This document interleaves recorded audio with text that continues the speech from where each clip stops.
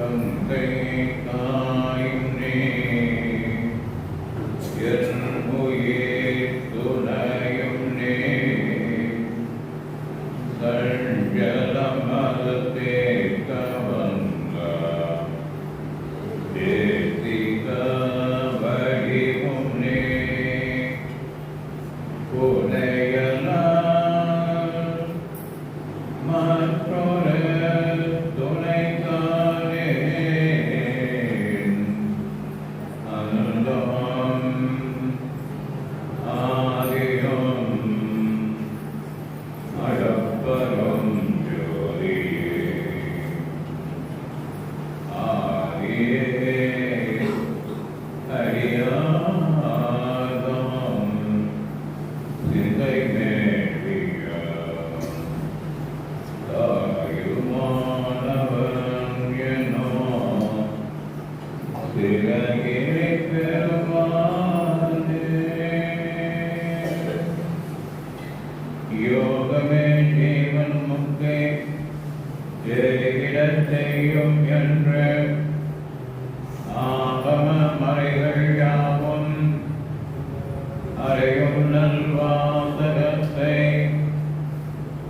ஏகமாய் எடுத்துச் சொல்லும் இயற்கையாம் ஓம சுவாமி கோகண பாவம் போற்றி உரைவிழா நிறைவில் செல்வோம்.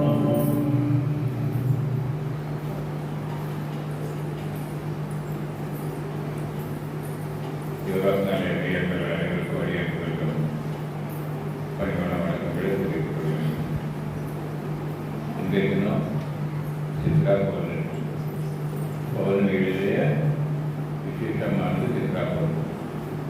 ஏன் விசேஷமானது? இந்த பௌர்ணமி அன்று நிலவு வெளிச்சமானது மிகவும் அதிகமாக இருக்கும்.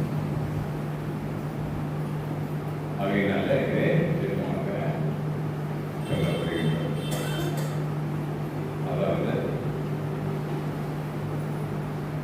சூரியனுக்கு அருகில நிலவாக பூமி வருகின்றது. பூமியோடு சேர்ந்து நிலமும் சூரியனுக்கு அருகிலே வருகின்றது. ஆகையினால நிலவனுடைய பிரகாசம் அதிகமாக இருக்கும். ஆகையினால சித்ரா பௌர்ணமி விசேஷமாக சொல்கின்றது.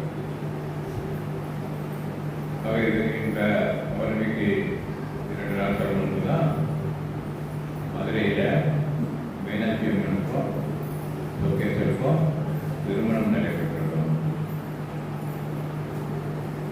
திருமணத்தை நடத்தி கன்னியாதானம் செய்வதற்காக அழகர் பயிரிட இருந்தால் அழகர் தொடர்பு வருகின்றது. ஆகவே கண்ணட தலைவர் அவர் 10 நாட்களுக்கு முன்பாகவே புறப்பட்டு விட்டார். அவர் அங்கிருந்து புறப்பட்டு வருகின்றார். வரும் வழியெல்லாம் பல்வேறு வேடிக்கைகள் எல்லாம் நடைபெறுகின்றன. இந்த மண்டபங்களிலே எழுந்தருளி மக்களுக்கெல்லாம் அது படித்தபடியே மெதுவாக அவர் வருகின்றார். அவர் வருவதற்கு முன்பாக மீனாட்சி அம்மனுக்கு திருமணம் முடிந்திருக்கிறது. 2 நாள் தாமதமாக வருகிறது. மீனாட்சி அம்மனை கன்னியாதானம் செய்து கொடுத்தது யாரு? கூடலர். அவரே மதுரையிலே தான் இருக்கிறார். கூடலர் கன்னியாதானம் செய்து கொடுக்கிறார். ஆக கண்ணலருக்கும் கூடலருக்கும் என்ன வித்தியாசம்? கள்ளழகர் என்பவர் நம்முடைய மனதை பறிக்கணும். அம்மனுக்கும் ஈஸ்வரனுக்கும் திருமணம் என்பது ஜீவ பிரம்ம ஐக்கியத்தை குறிக்கும். அதாவது ஜீவனானது பிரம்மத்தோடு சேர்ந்து சேர்வதே திருமணமாக குறிப்பார்கள். பல்வேறு திருமணங்கள் அப்படி மதத்தில் கொண்டாடப்படுகின்றன. ஒவ்வொரு அந்த சம்பிரதாயத்திலும் முக்கியமாக இதில் நாம் எடுத்துக்கொள்ள வேண்டிய தத்துவம் என்னவென்று சொன்னால் ஜீவாத்மாவானது பரமாத்மாவோடு இணைவதைத்தான் திருமணம் என்று சொல்லியிருப்பார். அவ்வாறு இணைவதற்கு கள்ளர் இது போல ஜீவ பிரம்ம ஐக்கியத்திற்காக அவர் புறப்பட்டு வருகின்றார். ஆனால் கள்ளர்களால வர முடியும். ஏன் வர முடியல? வழியில பல்வேறு வேடிக்கைகளை எல்லாம் பார்க்கப்பட்டு அவர் வருகின்றார். ஆகையினால அவர் வருவதற்கு தாமதமாகிவிடும். இது எதை குறிக்கின்றது? இந்த தத்துவமாக இதை நாம் பார்க்க முடியும். தத்துவமாக நாம் பார்த்தோம் என்று சொன்னால் கள்ளழகர் என்பதை நம்முடைய மனதை குறிக்கும். நம்முடைய மனதிலும் நாம் ஆசைப்படுகின்றோம். இறைவனை சார்ந்து இறைவனோடு சேர வேண்டும். இந்த இறைவனை சேர வேண்டும் என்று இல்லாவிட்டாலும் கூட கைலாய பதவியை அடைய வேண்டும் அல்லது வைகுந்த பதவியை அடைய வேண்டும். இறைவன் இருக்கும் இடத்திலே சென்று நாமும் சேர வேண்டும் என்றெல்லாம் நாமும் நம்முடைய மனமும் ஆசைப்படுகின்றோம். ஆனால் நாம் பூமியில இதற்காக வந்திருக்கின்றோம் என்பதனை அது மறந்துவிட்டு எதற்காக நாம் இந்த பிறவியை எடுத்திருக்கின்றோம்?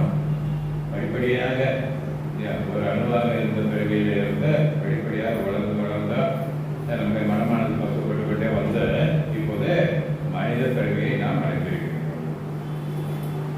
இந்த மனித பிறவியில நம்முடைய லட்சியத்தை நாம் அடைய முடியும். இந்த பிறவியில எல்லாம் நாம் நம்முடைய லட்சியத்தை அடைய முடியும். ஆகையினால இதற்காக நாம் இந்த பிறவியை எடுத்திருக்கின்றோம். ஆனால் நம்முடைய மனமானது என்ன செய்கின்றது? உலகியல் விஷயங்களிலேயே சென்று சந்தித்து எல்லாரும் நம்முடைய குழந்தைகளுக்கெல்லாம் சுற்றி சேர்க்கணும். அவர்களெல்லாம் நல்லா வாழ வைக்க வேண்டும். நம்முடைய குடும்பம் மட்டும் நல்லா இருக்கணும் என்றெல்லாம் நாம் ஆசைப்படுகின்றோம். எதெல்லாம் சிறப்பான பொருள்களோ அவையெல்லாம் எனக்கு சொந்தமாக ஆக்க வேண்டும். பல்வேறு ஆசைகள் நமக்கு வருகிறது. ஆசைக்கு அளவில்லை. அகிலமெல்லாம் கட்டி ஆடினும் கடல் மீதிலே ஆதித்தரவே நினைவர். அழகே சன்னிகராக அம்பல் மிக வைக்கிறார். குதிரனை போன்ற பொன் மிக படைத்தவர்களும் நேசித்து ரசவாதத்தை கலைஞர் பெற்றதெல்லாம் பொண்ணாக வேண்டும்னா இப்படி பல்வேறு ஆசைகள் நமக்கு இருக்கின்றன. அதைத்தான் தாய்மொழி சொல்லும்போது சொல்கின்றார், வந்த வரவை மறந்து. எதற்காக இந்த பூமியில பிறந்து வந்திருக்கின்றோம், மனித பிறவை நாம் எடுத்திருக்கின்றோம் என்பதனை வந்த வரவை மறந்து உள்ளதாய் வாழ்ந்து உலகியல் ரீதியில் லௌகிகமாக வாழ்ந்து உள்ளதாய் வாழ்ந்து கண்ண பந்தமுற என்னை படிப்பிக்க கற்றுகிறார். வினைகளை பெருக்கிக் கொண்டே போகல உனக்கு சொல்லிக் கொடுத்து யார் சொல்லிக் கொடுத்தார்? என்னுடைய மனம் ஆசைப்படுகின்றது. அது வேண்டும் இது வேண்டும் என்று ஆசைப்படுகின்றது. அது கிடைத்தது என்று சொன்னால் அதனாலும் நமக்கு ஒரு வினை வந்து சேரும். கிடைக்கவில்லை என்று நாம் வருத்தப்பட்டாலும் அதனாலும் நமக்கு ஒரு வினை வந்து சேரும். ஆகையினால ஆசை என்பது வினைகளுக்கு காரணமாக இருக்கின்றது. அதனாலதான் திருமூல சொல்லும்போது என்ன சொன்னார்? ஆசைகளுமே ஈசனோடு ஆயினும் ஆசைகள் ஆசைப்படப்பட ஆய்வரும் துன்பங்கள் ஆசை விட விட ஆனந்தமாக என்று ஆசையை விட்டுட்டோம் என்று சொன்னா நாம் ஆனந்தமாக இருக்கலாம். ஆசை விடணும்னு சொன்னா என்ன செய்யணும்? யார் ஆசைப்படுறது? மனசு. ஆகையினால மனசுக்கு ஒரு கடிவாளம் போடணும். மனசுக்கு ஒரு கடிவாளம் போட்டு அதனை அடக்கி வைக்க வேண்டும். பல்வேறு திசைகளிலும் ஓடாதபடி நாம் நினைத்த பாதையிலே செல்லும்படியாக அதற்கு ஒரு கடிவாளம் போட வேண்டும். என்ன கடிவாளம் போடலாம்? ஒரு மந்திரத்தினை நமக்கு கற்பிக்கின்றார். அந்த மந்திரத்தினை கொண்டு மனம் இல்லையா அந்த மந்திரத்திலேயே நிலைத்து நிற்கும்படியாக செய்யும். ஒன்றிலேயே நிற்க வேண்டும். பல்வேறு திசைகளிலும் ஓடக்கூடாது. பல்வேறு எண்ணங்கள் மாறி மாறி வராதபடி ஒரே மந்திரத்தை நாம் ஜெயித்தபடி இருந்தோம். ஓம் நம சிவாய என்ற மந்திரத்தை நாம் ஜெயித்தபடி இருந்தோம் என்று சொன்னால் மனமானது எதற்கு செய்யும் ஒரே நிலையாக இருக்கும். இதனை தாரணை என்று சொல்வார். யோக சாதனைகளை இதனை தாரணை என்று சொல்வார். அந்த மந்திரத்தில இருந்து மந்திரத்தில நிறுத்தி வைத்து அப்புறம் மனசு இருக்கதான் செய்யும். மனதை இல்லாமல் ஆக்க வேண்டும். அப்பதான் ஆசை என்பது நமக்கு வராது. ஈசனோட ஆயினும் ஆசை இருக்குன்னு சொன்னார். ஆகையினால இந்த மந்திரத்தை விட்டு விட்டு இருப்பதற்கு நாம் அந்த மந்திரத்தை சுருக்கிக் கொண்டே வந்தால் கடைசியாக மந்திரத்தை விட்டு ஒன்றும் அல்ல ஒன்றிலே நின்று முதலிலே சொல்லிக் கொடுத்தார் குரு. பின்னர் அந்த ஒன்றையும் விட்டுவிட்டு ஒன்றும் அல்ல மந்திரத்தை உண்ணி மயங்காமல் எனக்கு இனி ஒரு தந்திரத்தை வைக்க தகாதோ பராபரம் என்று மந்திரத்திலே நின்று விடாது. அது கூட சந்தோஷமாக தான் இருக்கும். மந்திரத்தில் மனம் லயமாக இருந்தால் ஆனந்தமாக இருக்கும். ஆனால் அதிலே நின்று விடுகிறார். அப்படி இல்லாதபடி அதையும் கடந்துனா அதை கடந்து செல்வதற்கு அந்த மந்திரத்தை விட்டு விட்டு நிற்பதற்கு நாம் அவ்வாறு நிற்பதைத்தான் மௌனம். மௌனம் என்பதுதான் சர்வார்த்த சாதனை. எந்த காரியத்தையும் சாதிக்க வேண்டும் என்று சொன்னால் மௌனத்தை கடைபிடிக்க வேண்டும். மௌனத்தில் இருக்கும் போது நம்மை அறியாமலேயே நம்முடைய மனதினுடைய சக்தியானது பெருகுகின்றது. மனதினுடைய சக்தி பெருகுகின்றது. மனதை நிஷ்கலமாக ஆக்கிவிட்டோம் என்று சொன்னால் எந்த காரியத்தையும் சாதிக்கக்கூடிய வல்லமை நமக்கு வருகிறது. அது சித்திகள் என்று சொல்வார்.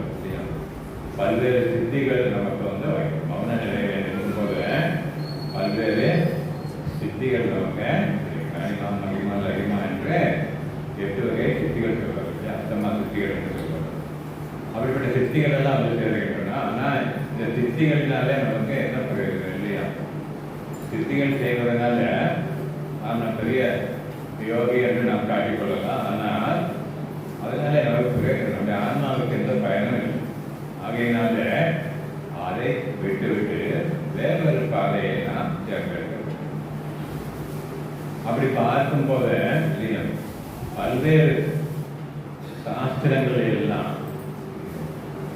அனைத்தையும் கற்றதனால் ஏற்படுகின்ற அந்த அறிவானது நமக்கு சாஸ்திர அறிவு. பல்வேறு நூல்களை கற்று தேர்ச்சி விடுற அந்த அறிவு நமக்கு உண்டாகிறது.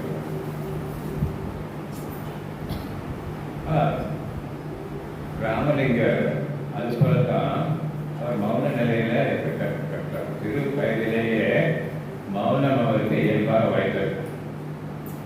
அவ்வாறு இருந்த காரணத்தினால அவருக்கு இந்த நூல்களை எல்லாம் படிக்காதபடியே அவருடைய கருத்துக்களை எல்லாம் அறிந்து கொள்ளக்கூடிய பக்குவம் அவருக்கு அந்த ராமலிங்கம் போதாது உணர்வான் என்று சொன்னார். அதுபோல இதையெல்லாம் ஒரு ஆசிரியர் மூலமாக கற்றுக்கொள்ளும் முன்பாகவே அவருக்கு அவருடைய கருத்துக்கள் எல்லாம் கொடுக்கப்பட்டன. அவருடைய சமயனார் கோவில்களில் பிரச்சாரம் செய்யக்கூடியவர். ராமலிங்கருடைய சமயனார் கோவில்களில் சமய பிரச்சாரங்கள் செய்யக்கூடியவர். ஒரு நாள் அது போல பிரச்சாரம் செய்வதற்கு அவர் போவதற்கு அவரால் உடல்நிலை ஒத்துழைக்கவில்லை. ஆகையினால நீ போய் ஏதாவது பாடல்கள் எல்லாம் பாடிவிட்டு வந்துவிடு என்று தன்னுடைய தம்பியை அனுப்பினார். ராமலிங்கத்தை அனுப்பினார். ராமலிங்கம் போனார். அப்போது பேச வேண்டிய தலைப்பு என்னன்னு சொன்னால் திருத்தொண்டர் புராணத்தை பற்றி பேசுகிறேன். முதலாவது அடி கடவுள் வாழ்த்தில் உலகெல்லாம் உணர்ந்து ஓதற்கு அறியணும் என்று தொடங்குகின்றனர். அந்த உலகெல்லாம் என்று சொல்லக்கூடிய ஒரு பதத்தை பற்றி மட்டும் சுமார் 3 மணி நேரம் அவர் இந்த உலகெல்லாம் என்று சொல்லக்கூடிய அந்த பதத்தை பற்றி அவர் என்னெல்லாம் பேசினார் என்பதை அவருடைய நூலில் நான் பார்க்கலாம். அந்த 6ஆம் திருமுறையில் அதை குறிப்பிட்டிருக்கின்றார்கள். அவ்வாறு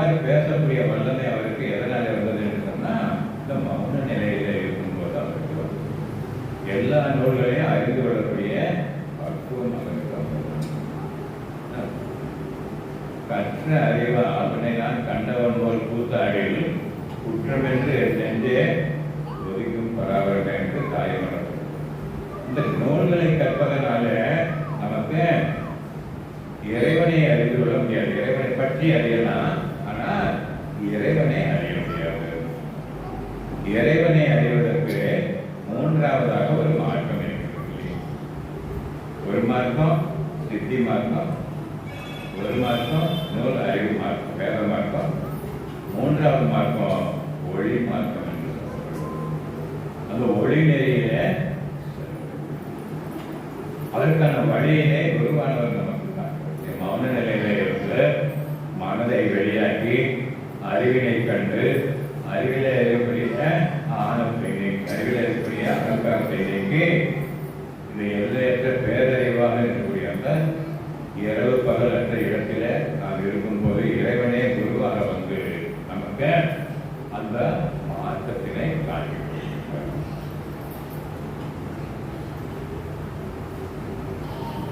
அந்த மாற்றத்திலே செல்லும் போது திரு அருள் என்பது நமக்கு கிட்டுகிறது. இறைவனுடைய திரு அருளால் நமக்கு கிட்டுகின்றோம். திரு அருளோடு கூடி நின்று இறைவனை அவர்கள் பெரியவர்கள் அறிகிறார். அருளை முதலே அவர்கள் திருப்பள்ளி நட்சத்திரம் போல ஒரு வழியாக பார்க்கின்றார்கள். பின்னர் அது படிப்படியாக வளர்ந்து பூர்ண நிலவு போல ஜொலிக்கின்றதாம். அந்த நிலவு மண்டலத்திலே சென்று சேரும் போது ஒளி நிறைந்த வெளியாக அது மாறிவிடும். தூரத்தில் இருந்து பார்க்கும்போது ஒரு புள்ளியாக தெரியும். நெருங்க நெருங்க அது வளர்ந்து கொண்டே வரும். அதனோடு சேர்ந்து இருக்கோம் என்று சொன்னால் ஒளி நிறைந்த வெளியாக அது மாறும். வெளியில் நின்று வெளியாய் விளங்கிய ஒளியில் நின்ற ஒளியாம் கண்டைனா தெளிவு தந்த கல்லாலை என்று களி பொருந்த என்றோ கற்ற கல்வியர் என்று. அதுபோல அந்த ஒளி நிறைந்த வெளியிலே செல்பவருக்கு தான் இறைவனுடைய காட்சியாக இருக்கிறது. அருள் வெளியிலே தான் இறைவனை அறிகிறோம். ஞானாகாசம் என்று சொல்லக்கூடிய அருள் வெளியில இறைவனுடைய காட்சியாக அவர்களுக்கு கிடைக்கின்றது. அதனோடு கூடி நிற்பதைத்தான் திருமணம் என்று சொல்கின்றோம். ஆன்மாவானது இறைவனோடு கூடி நிற்பது, அவரோடு கலந்து நிற்கும் போது அதனை பராகாசம் என்று சொல்றார். பரம் என்று சொன்னால் இறைவன். பரமே ஆகாசமாக எங்கும் நிறைந்த பொருளாக அது காணப்படுவதை பராகாசம். அப்படிப்பட்ட நிலையில கொண்டு நம்மை சேர்ப்பது இறைவனுடைய அருள் சக்தி. அருள் சக்தி தான் இறைவனோடு நம்மை கொண்டு போய் சேர்க்கின்றது. ஆகையினால அந்த அருள் சக்தியை நாம் அதைத்தான் மேலாட்சி என்று இங்கே குறிப்பிட்டு. மேலாட்சி என்று சொன்னால் மேன் போன்ற கண்களை உடையவர்கள். மேன் போல கண்ணுனா மேனுடைய கண்ணில் என்ன விசேஷம்? மேனுக்கு கண் எவை கிடையாது, கிடையாது. மீனுடைய கண்ணில் எவை கிடையாது. அது கண்களை மூடுவதை தூங்கினாலும் கூட கண்ணை திறந்தபடியேதான். அதுபோல அது எப்போதும் நம்மை பார்த்து கொண்டேதான். ஜீவர்களாகிய நம்மை பார்த்து கொண்டே இருப்பதுதான் அம்மையினுடைய அருட்கண்ணுடைய சக்தி, அந்த சக்தியினுடைய கண். ஆகையினாலே அவரை மீனாட்சி என்று அழைக்கின்றோம். இன்னொரு பேர் அதில் மீனாட்சி அம்மன் இன்னொரு பேர் என்ன பேர்?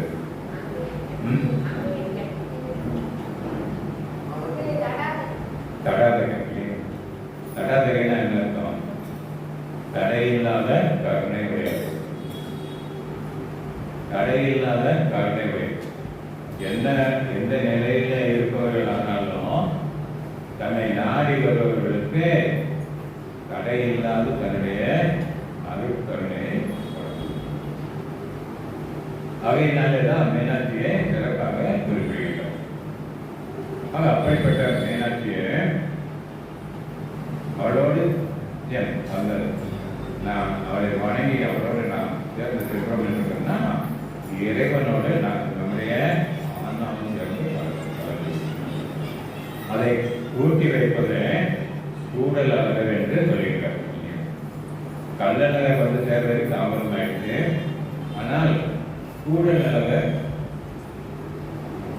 இந்த அருள் சக்தியோடு செல்கின்ற ஜீவனை இறைவனோட சேர்த்து கூட நிலவரன்னு சொல்றது யாரு?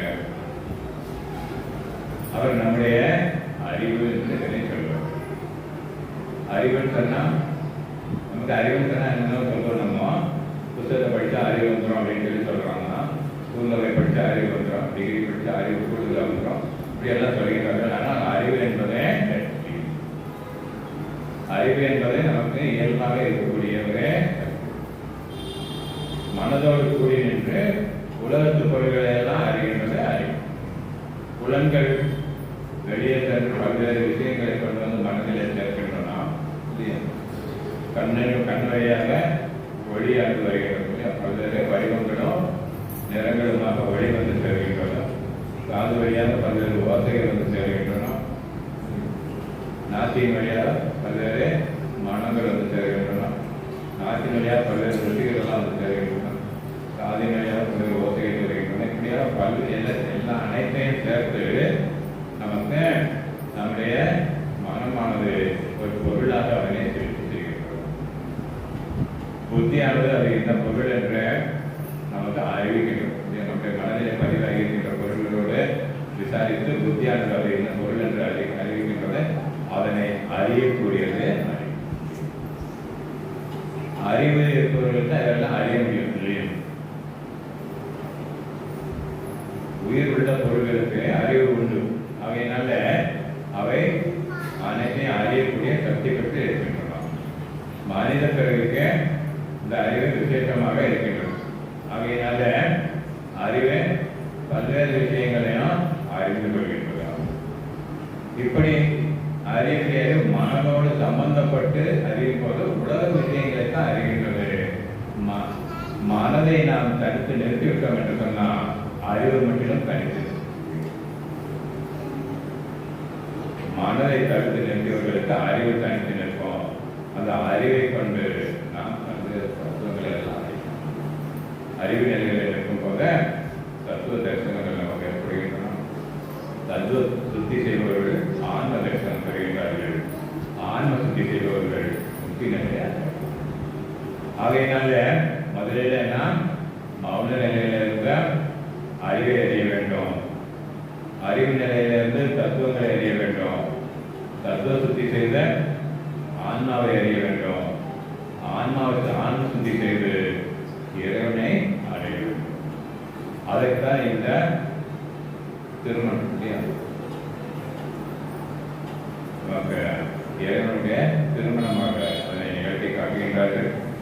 அதை தெரிந்து கொள்ளும் இதனுடைய கருத்து என்ன என்பதை தெரிந்து கொண்டு இதை என்னுடைய வாழ்க்கையில அடைவதற்கான முயற்சியிலே நாம் ஈடுபடும். அதற்காக அந்த பௌர்ணமி வழிபாட்டை நம்முடைய யோகா நாளையில் அடைகிறோம். கடைசியில மௌனம் என்று ஒரு 5 நிமிஷம் மௌனம் இருந்தாங்க. அந்த மௌன நிலை தான் முக்கியமான ஒரு மௌனத்திலே இருந்துதான் நம்முடைய சாதனையானது தொடங்குகின்றது. ஆகையினால நாம் மனதை அடக்கி மௌன நிலையில பேசுவதற்கு நாம் வழி கொள்ள வேண்டும். அதுதான் இந்த பௌர்ணமியானது உணர்த்துகின்றது என்று கூறி நாம் இதனை அறிந்து கொள்வதற்கு தொடர்ந்து யோகம் நாளிப்போம். இதை உட்கார்ந்து மௌன நிலையில இருக்கணும்னு சொன்னால் உடல் கேட்கணும், அந்த சேட்டைகளிலே ஏற்படும். ஆகையினால அதை கட்டுப்படுத்துவதற்கு யோக ஆசனங்கள் வேண்டும்.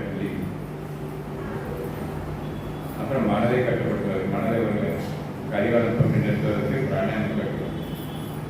அப்புறம் மனதை ஒரு நிலையில நிறுத்துவதற்கு காரணிகளை நிறுத்துவதற்கு மந்திரத்தை கற்றுக்கொள்வது. இதை படிப்படியாக ஒவ்வொன்றாக கற்றுக்கொண்டே சென்று இறுதியாக இறைவனை இந்த முக்தி நிலையை அனுபவிக்கும். ஏன் முக்தி நிலையை அனுபவிக்கணும்? அது நமக்கு என்ன கிடைக்கிறது? அதுதான் நாம் அங்கிருந்து தான் வந்தோம். இறைவனிடமிருந்து தான் நம்முடைய ஆன்மாவானது ஆனத்தினால தனியாக பிரிந்து வந்திருக்கின்றது. திரும்பி சென்று இறைவனை சென்று அடைவது தான் ஆன்மாவினுடைய லட்சியம். அந்த லட்சியத்தினை நாம் நிறைவேற்ற வேண்டும். அதுதான் பிறவியினுடைய நோக்கமாக இருக்க வேண்டும். அதனை நிறைவேற்றிக் கொள்வதற்கு